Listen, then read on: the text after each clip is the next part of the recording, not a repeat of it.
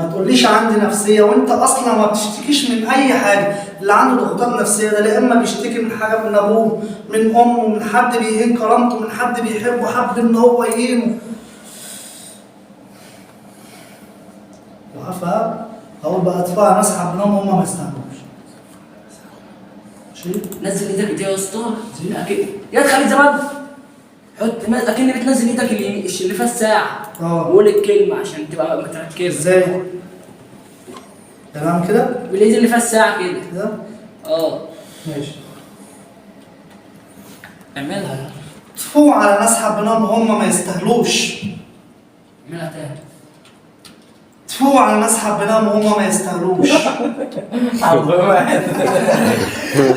مش عندي ضغوطات نفسيه وانت ما عندكش اي حاجه تشتكي من النفسيه.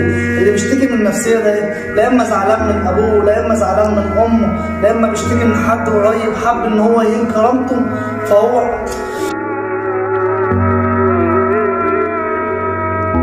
تفوق على ناس حبيناهم هم ما يستاهلوش. واقف مصدوم في مرايتي حبايبي اللي قتلوني في حكاية